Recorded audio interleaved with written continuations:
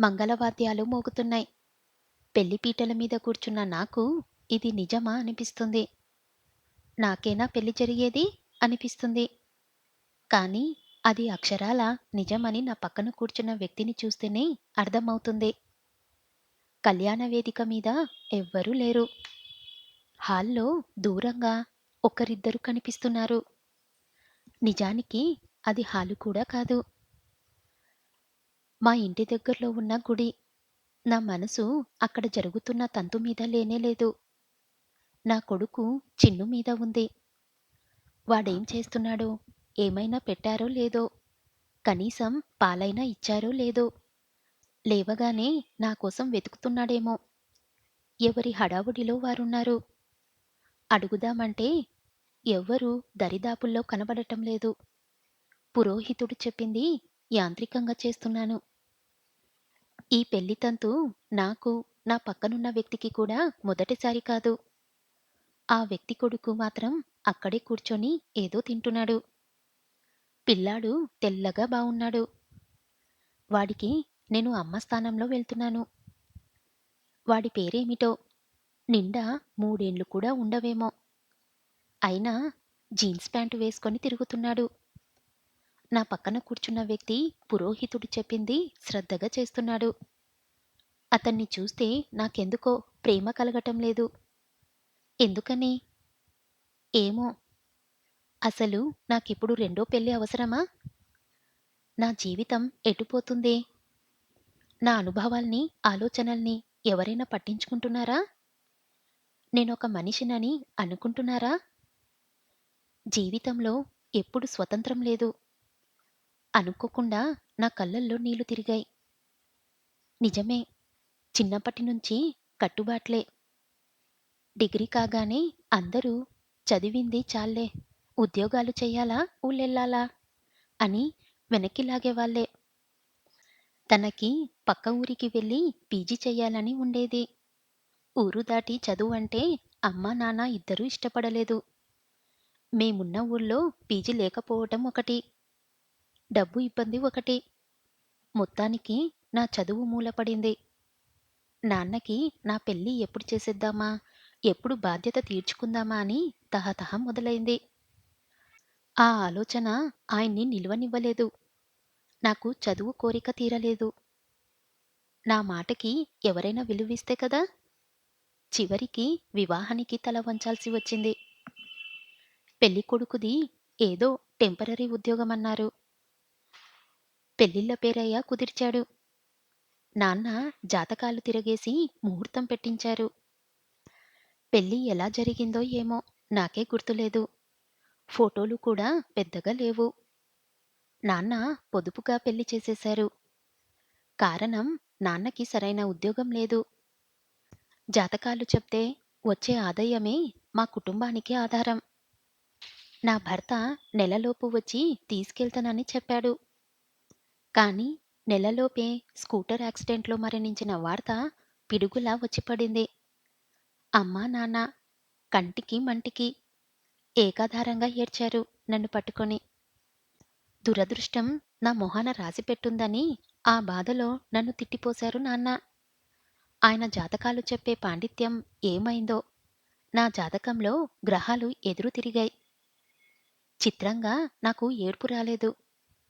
అసలు నా భర్తతో నాకెలాంటి అనుబంధం లేనే లేదు. దేన్ని తలుచుకొని ఏడవాలి? ఇద్దరం కలిసి ఏ హనీమూన్‌కి వెళ్ళలేదు. ఏళ్ల తరబడి సహజీవనం చెయ్యలేదు. ఇద్దరి మధ్య తీపి గుర్తులేం లేవు. మరి ఏడుపెలా వస్తుంది? అయినా ఏడవకపోతే బాగుండదేమోనని మొహం విచారంగా పెట్టుకొని మాత్రం కనపడేదాన్ని. కానీ గర్భవతినని తెలిసినప్పుడు మాత్రం మొదటిసారిగా విపరీతంగా ఏడ్చాను. నా జీవితానికే ఓ గమ్యం లేదు. మరో పసిప్రాణాన్ని ఈ లోకంలోకి తీసుకొచ్చి ఎలా పెంచాలి? ఇప్పుడేం చెయ్యాలి? అమ్మా, నాన్న జీవచ్ఛవాల మాదిరి అయిపోయారు. చుట్టుపక్కల వారు నన్ను చూస్తేనే అశుభములా భావించి తప్పుకు తిరిగేవారు. చుట్టూ ఉన్నవారి వల్ల చచ్చిపోతానేమోనన్న భయం కూడా కలిగేది. ఆ వాతావరణం తట్టుకోవటం కష్టమైపోయింది. నాకు పుట్టిన కొడుకుని చూసుకున్న తర్వాత నా కన్నీళ్ళింకిపోయాయి. వాడెంత అందంగా ఉన్నాడు! తెల్లటి తెలుపు, పాల బుగ్గలు, మొహాన్ని కప్పేసే జుట్టు, గుప్పెట్లు మూసుకొని నిద్రలోనే నవ్వుకునే నా కొడుకుని చూస్తూ గంటలు గంటలు గడిపేదాన్ని. నేను వద్దు వద్దంటేనే పెళ్లి చేశారు. ఆ పెళ్లి పెటాకులయ్యింది. ఆ ప్రభావమో ఏమో నాన్న పట్టుదలలు, రూల్సు, సంప్రదాయాలు అన్నీ మాయమైపోయాయి. అంత చిన్న వయసులో నేనున్న పరిస్థితిని చూసి కుమిలి కుమిలి ఏడ్చిన రోజులున్నాయి. బీఈడీ చేయించి ఎవరినెవరినో పట్టుకొని నన్ను టీచర్‌గా వేయించేదాకా ఆయన నిద్రపోలేదు. నా చదువు కోసం ఆయన అప్పులు కూడా చేశారు. అమ్మ అప్పడాలమ్మి, కూరగాయలమ్మి కొంత డబ్బు సంపాయించింది. ఎప్పుడైనా నేను దిగులుగా ఉంటే నాన్న నాకు ధైర్యం నూరిపోసేవారు. "నీ కాళ్ళ మీద నువ్వు నిలబడమ్మా! ఎవ్వరు ఏమన్నా పట్టించుకోవద్దు. ఇప్పుడు మాటలనేవారు ఓ రూపాయి కూడా సహాయం చెయ్యరు. నువ్వు టీచర్‌వి అయితే రిటైర్ అయిన తర్వాత కూడా పెన్షన్ వస్తుంది" అని చెప్తూ ఉండేవారు. నిజంగా నాకు ఉద్యోగం రాగానే ఆయనకి మరణం కూడా వచ్చేసింది. నా అత్తగారు నా భర్త చనిపోయినప్పుడొచ్చి చుట్టంచూపుగా నా జాతకం మంచిది కాదని 4 తిట్టి వెళ్ళిపోయింది. దాంతో నాన్న నాకు కొడుకు పుట్టినప్పుడు కూడా వాళ్ళకి తెలియనివ్వలేదు. అమ్మ చాదస్తంగా వాళ్ళకి తెలియజేయటం మన ధర్మం కదా అంటూ ఏదో చెప్పబోతే నాన్న బాగా కేకలేశారు. పోయినవాడు ఎలాగో పోయాడు. మన అమ్మాయితో వాళ్ళ అబ్బాయి నెలన్నా కలిసి ఉన్నాడా? ఇంకా ఈ వయసు నుంచి వాడి జ్ఞాపకాలతో చచ్చే వరకు బతకాలా? మనవడిని చూసి మురిసిపోయి వాళ్ళు వస్తూ పోతూ ఉంటారు. ఆఖరికి అమ్మాయిని తీసుకెళ్ళి వాళ్ళింట్లో పని మనిషిని చేస్తారు. అర్థమైందా? అన్నారు. వాళ్ళు రాకూడదని ఆయన కోరిక. అలాగే జరిగింది కూడా. వాళ్ళు రానేలేదు. నాన్న నా భవిష్యత్తు గురించి దిగులుతోనే మరణించారు. అమ్మ, నేను, నా కొడుకు మిగిలిపోయాం. నా కొడుక్కి పేరు కూడా లేదు. చిన్ని అని పిలవటం అలవాటైపోయింది. వాడికి వదిలేసి స్కూల్‌కెళ్ళేదాన్ని. నేను వచ్చే వరకు వాడిని అమ్మ చూసుకునేది. కానీ అమ్మ ఎందుకో మరీ దిగులుగా ఉంటుంది మధ్య. డబ్బు ఇబ్బందులు కూడా అంతగా లేవు. అయితే అమ్మకి మైల్డ్‌గా హార్ట్ అటాక్ వచ్చి ఎలాగో కోలుకుంది. నేను కూడా పోతే నీ బతుకెట్లాగో అని చీటికి మాటికి బాధపడేది. ఆవిడ మనసులో ఏముందో తెలియదు కానీ చుట్టుపక్కల వారితో పరిచయాలు పెంచుకుంది. వాళ్ళల్లో శ్రీలక్ష్మి అనే ఆవిడ తరచూ మా ఇంటికి వస్తూ ఉండేది. మంచి చెడ్డ మాట్లాడి సలహాలిస్తూ గంటల తరబడి కూర్చునేది. నాకు మళ్ళీ పెళ్లి చెయ్యాలని అమ్మ సంకల్పమేమో తెలియదు గాని శ్రీలక్ష్మి నాకో సంబంధం తెచ్చింది. నేను తెల్లబోయాను. ఏదో అనేటంతంలోనే నేనున్నన్నాళ్ళు నీకు తెలియదు శాంతి. నీకు తోడు కావాలి. రేపు నీ కొడుకు భవిష్యత్తు బాగుండాలి కదా! నీకు మళ్ళీ పెళ్లి తప్పకుండా చేస్తాను అంది దృఢంగా. నాకు నవ్వొచ్చింది. మూడేండ్ల పిల్లాడి తల్లిని పెళ్లి చేసుకునేంత విశాల హృదయమున్న మగవాళ్ళెవరమ్మా? అన్నాను. అమ్మ మాటలు కొట్టిపారేస్తూ లేదు లేదు. శ్రీలక్ష్మి ఆంటీ అన్నీ చెప్పింది. తనకి తెలిసిన అబ్బాయి ఉన్నాడంట. తల్లి తండ్రి ఈ మధ్య పోయారట. భార్య బిడ్డని కని ఏదో జబ్బు చేసి పోయిందంట. బ్యాంకులో ఉద్యోగం. చాలా మంచివాడని చెప్పింది. నెమ్మదస్తుడంట. కొడుకుని చూసేవాళ్ళు లేక మళ్ళీ పెళ్లికి సిద్ధపడ్డాడంట. అమ్మా! అతనికి కొడుకున్నాడు. వచ్చిన అమ్మాయి చూస్తుంది. బానే ఉంది. నాలాగా కొడుకున్న అమ్మాయిని చేసుకొని అతను ఆ పిల్లాడిని బాగా చూడాలిగా? అమ్మ నా మాటల్ని పట్టించుకోలేదు. నన్ను ఫార్మాలిటీగా చూపించింది. అసలు పెళ్లి చూపులని నాకు తెలీదు. అమ్మ చెప్పలేదు. ఇల్లంతా శుభ్రంగా ఉంది. ఒకరోజు స్కూల్ నుంచి వచ్చేసరికి శ్రీలక్ష్మి ఆంటీ కూర్చొని ఉంది. మరో కొత్త వ్యక్తి కనబడ్డాడు. ఎవరో కొత్త వ్యక్తి అనుకున్నాను గాని పెళ్ళికొడుకన్న ఆలోచన రాలేదు. నేనంత పరిశీలనంగా చూడలేదు. అసలు నా అవతారమే భయంకరంగా ఉంది. స్కూల్లో వాగి వాగి బాగా అలసిపోయి ఉన్నాను. రేగిపోయిన జుట్టు, పసుపు, ఎరుపు కలిసిన కాటన్ చీర, జిడ్డు కారుతున్న మొహం. అమ్మ ఏదో చెబితే నమస్కారమని చెప్పి గదిలోకి వెళ్ళిపోయాను. అతను నన్ను ఏ ప్రశ్నలు అడగలేదు. వెళ్ళిపోయాడు. అతనే పెళ్ళికొడుకని అమ్మ తర్వాత చెప్పింది. తెల్ల మొహం వేశాను నేను. తర్వాత స్కూల్ ఇన్స్‌పెక్షన్‌లు. ఆ హడావడిలో అన్ని విషయాలు మర్చిపోయాను. ఈలోపు అమ్మ నా పెళ్ళికి ముహూర్తం పెట్టించేసింది. అబ్బాయి ఇష్టపడ్డాడు. చాలు. ఈ రోజుల్లో ఓ బిడ్డ తల్లిని చేసుకోవటానికి ఎవరు ఇష్టపడతారు చెప్పు? అంటూ నాకు నచ్చజెప్పటం మొదలుపెట్టింది. మొదటిసారిగా అమ్మతో ఘర్షణ పడ్డాను. నాకు ఎన్నో అనుమానాలు. నన్ను చేసుకుంటాడు నిజమే. నా బిడ్డని కూడా చూడాలిగా ప్రేమగా. అది తేల్చుకోకుండా నేను పెళ్లి చేసుకున్నా సుఖపడగలనా? అదే ప్రశ్న అమ్మని అడిగాను. అమ్మా! చిన్నిని కూడా చూడాలి కదా! వాడిని బాధ పెడితే నేను సహించగలనా? అమ్మ తేలిగ్గా నవ్వేసింది. వాడి గురించి దిగులు నీకెందుకే? అతన్ని చూసినా చూడకపోయినా నేను లేనా? వాడిని నా కళ్ళల్లో పెట్టుకొని చూసుకోను. వాడిని చూసుకున్నప్పుడు నన్ను కూడా అలాగే చూసుకో. ఈ పెళ్ళెందుకిక? అమ్మ మొహం ఉదాసీనంగా అయిపోయింది.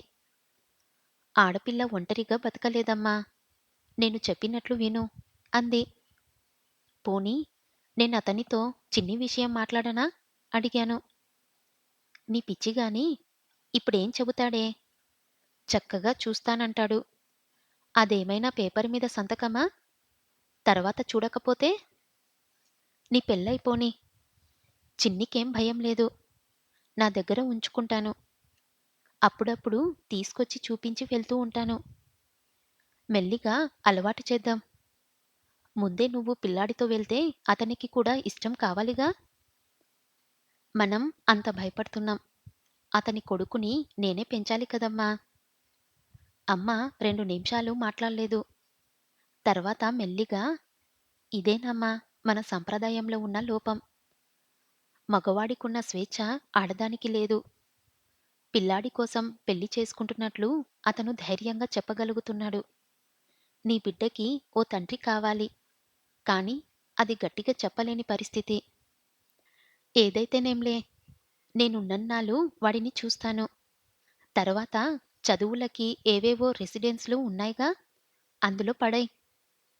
నాకు ఏడుపొచ్చింది. నువ్వు నీ కూతురు గురించే ఆలోచిస్తున్నావు. మరి నా కొడుకు గురించి ఆలోచించకుండా నా దారి నేనెలా చూసుకోనమ్మా? ముందు ఈ పెళ్లి కాని, తర్వాత ఆలోచిద్దాం అంటూ అమ్మ నా నోరు నొక్కేసింది. అప్పటినుంచి నాకు మనశ్శాంతి కరువైంది. రోజూ అమ్మతో ఘర్షణ పడేదాన్ని. భూమి గుండ్రంగా ఉన్నట్లు నా పెళ్లి దగ్గరకు వచ్చి సంభాషణ ఆగిపోయేది. కోపం వచ్చి అన్నం కూడా మానేసేదాన్ని. అమ్మ అదేమీ పట్టించుకోకుండా పెళ్లి ఏర్పాట్లో పడిపోయింది. పెళ్లి ముహూర్తం సమీపిస్తుంది. ఎంత సింపుల్ అనుకున్నా మీషాలు తప్పలేదు. నా మనసంతా చిన్ని చుట్టూ తిరుగుతుంది. వాడిని పెళ్లికి తీసుకురావటానికి ఇష్టపడలేదు అమ్మ. వద్దంటున్నా వినకుండా తెలిసిన వాళ్ళింట్లో అట్టిపెట్టింది. వాళ్ళు వీణ్ణి పట్టించుకుంటున్నారో లేదో నా మనసంతా ఒకటే పీకేస్తుంది. పెళ్లి ఎలా జరిగిందో నాకే తెలీదు.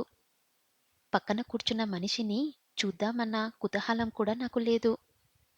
నా కొడుకు గురించే ఆలోచిస్తున్నాను. మెడలో మంగళసూత్రం పడింది. మొహాన బొట్టుతో నా మొహం నాకే కొత్తగా కనబడుతుంది. మాటిమాటికి అద్దం చూసుకుందామనిపిస్తుంది.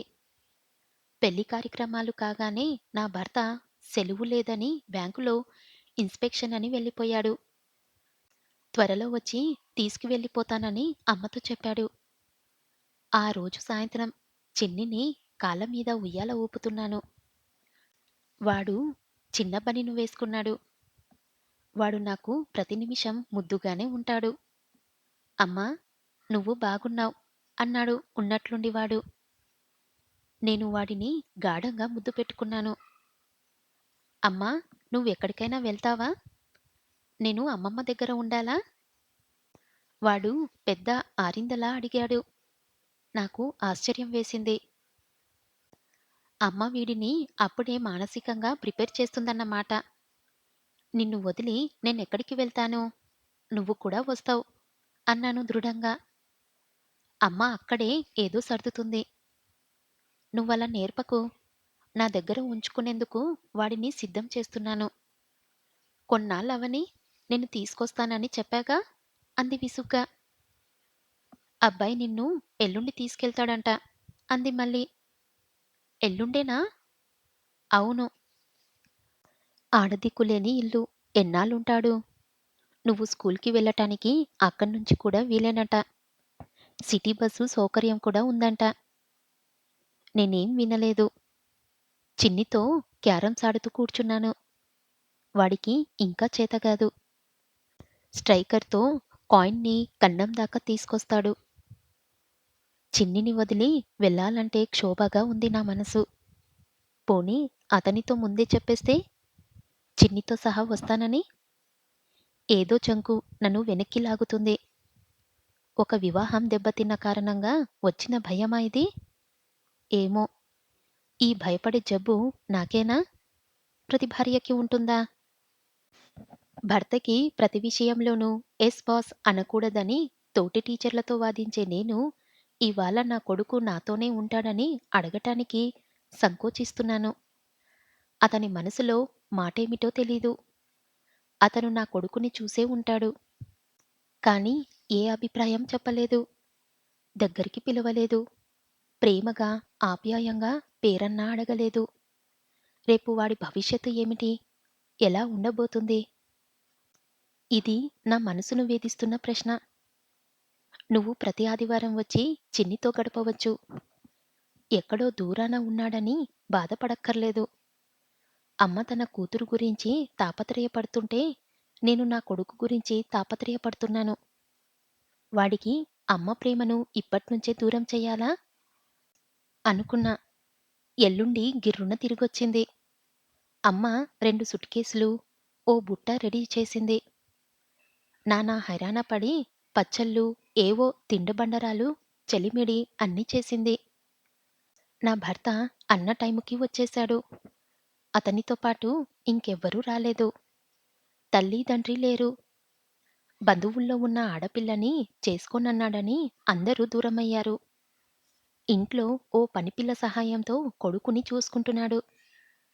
అతను రాగానే కొడుకుతో అదిగో అమ్మా అని చూపించాడు. నాలో ఉన్న సహజ సంకోచం వాడిని ఎత్తుకునేటట్లు చేసింది. అతనేమైనా అనుకుంటాడేమోనని వాడిని ముద్దు పెట్టుకున్నాను. నా భర్తని ఆనందపరచటం ప్రారంభించానా? నాలో ఎందుకీ బలహీనత? నాకున్న మొహమాటం అతనికి లేదు. అదిగో అమ్మా అని ధైర్యంగా కొడుకుకి చూపించాడు. అదిగో మీ నాన్న అని చెప్పే ధైర్యం నాకుందా? ఎందుకిలా నా నోరు మూతపడిపోయింది? నా మనసులో ఏవేవో ఆలోచనలు. అతని కొడుకు చాలా బావున్నాడు. తెల్లటి తెలుపు, ఒత్తైన జుట్టు, ముద్దుగా ఉన్నాడు. గోళ్ళు కూడా నీటుగా కత్తిరించి ఉన్నాయి. వాడు చిన్ని. ఒకటే వయసు కావచ్చు బహుశా. నీ పేరేంటి? అడిగాను. ఏదో ఒకటి మాట్లాడాలి కదా అని. చాకెత్ అన్నాడు. సాకెత్ నా భర్త నుంచి వచ్చింది సమాధానం. అతను అప్పుడు కూడా నా కొడుకు పేరడగలేదు. భోజనానికి ముందు వాష్ బేషన్ దగ్గర సోప్‌తో చెయ్యి కడుక్కొని మరీ వచ్చాడు సాకేత్. మంచి అలవాటే అనుకున్నాను మనసులో. భోజనం చెయ్యగానే ఇద్దరూ గదిలో పడుకున్నారు. నేను చిన్నికి అన్నం తినిపించాను. ఎలాగో ఏడుపు ఆపుకొని కళ్ళు తుడుచుకున్నాను. మెల్లగా దొడ్లోకి తీసుకెళ్ళి, నాన్నా, అమ్మమ్మని ఏడిపించకుండా వేళకి అన్నం తినేయ్. అల్లరి చెయ్యకు. నేను మళ్ళీ వచ్చి నిన్ను తీసుకెళ్ళిపోతాను అని వాడికి ఏవేవో చెప్పాను. వాడు ఏవో చకోడీలు తింటున్నాడు. వాడికేం తెలుస్తుంది నా బాధ? అన్నిటికీ తల ఊపుతున్నాడు. వాడిని విడిచి ఇప్పటిదాకా ఒక్కరోజు కూడా లేను. వాడుండగలడా? నేనుండగలనా? అమ్మా! మన ఇంటికొచ్చినాయన పేరేమిటి? పేరా? అనుకున్నాను. నాకే గుర్తులేదే. ఆ! కమలాకారెవరో, ఏదో కమల్ అంటారంట చెప్పాను వాడికి. నేను ఫ్రెష్ అయ్యి వచ్చేసరికి చిన్ని, సాకేత్ టీవీలో డిస్కవరీ ఛానల్ చూస్తున్నారు. అమ్మా! వీడికి కూడా టీవీలో ఇదే ఇష్టమంట. చిన్ని సంతోషంతో ఉక్కిరిబిక్కిరవుతున్నాడు. వాడు, వీడు అంటే కమల్ ఏమనుకుంటాడోనని భయపడ్డా. కానీ అతను మౌనంగా టీవీ చూస్తున్నాడు. బహుశా ఎక్కువ మాట్లాడడు అనుకుంటా. మర్యాదకైనా చిన్నిని పలకరించవచ్చు కదా! ఏమిటి మనస్తత్వం? నా కొడుకుని ఎప్పుడు కావాలంటే అప్పుడు చూసుకోగలనా? ఆలోచిస్తూనే రెడీ అయిపోయాను. కమల్ ఎప్పుడు రెడీ అయ్యాడో తెలీదు. వరండాలో పాచర్లు చేస్తున్నాడు. అతను కారు పిలిపించాడు. సూట్ కేసులు పెట్టాం. అమ్మ చాదస్తంగా డిక్కీ అంతా సామాన్లు నింపింది. నా మొహంలో సంతోషం లేదు. కొత్త కాపురానికి, కొత్త జీవితానికి స్వాగతం పలుకుతున్నానన్న ఆనందం లేదు. చిన్ని ఒంటి మీద చొక్క కూడా లేదు. బనీన్‌తోనే ఉన్నాడు. చిన్ని, అమ్మ గేటు దగ్గర నిలబడ్డారు. నేను కారు దగ్గరికి అడుగేశాను. సడన్‌గా అతను వెనక్కి తిరిగి చూసి మొహం చిట్లించాడు. నా వంక కోపంగా చూశాడు. నాకు అర్థం కాలేదు. ఏమిటిది? అన్నాడు తీవ్రంగా. అమ్మ భయపడిపోయింది. ఏమైంది బాబూ? అంది కంగారుగా. చిన్నిని రెడీ చెయ్యలేదేం? వాడు రావటం లేదా? అంతే తీవ్రంగా అడిగాడు. అమ్మ, నేను మొహాలు చూసుకున్నాం. ఒక్క క్షణం ఏం మాట్లాడాలో తెలియలేదు. మీది కొత్త కాపురం కదా బాబూ! వాడిని నా దగ్గర ఉంచుకుందామని. అయితే సాకేత్‌ని కూడా ఉంచుకుంటారా? కొత్త కాపురం కదా! వాడు మాత్రం దేనికి? అమ్మ తెల్లబోయింది. ఏమీ మాట్లాడలేదు. మీరిలా చెయ్యొచ్చా? చిన్ని తల్లిని విడిచి ఉండగలడా? నువ్వైనా వాడిని వదిలి ఎందుకొస్తున్నావు శాంతి? ఉండగలవా? లేకపోతే నా కొడుకులో నీ కొడుకుని చూసుకుంటూ గడిపేస్తావా? సినిమాల్లో మాదిరి? నాకు కళ్ళల్లో నీళ్లు తిరిగాయి. కానీ ఏం మాట్లాడలేకపోయాను.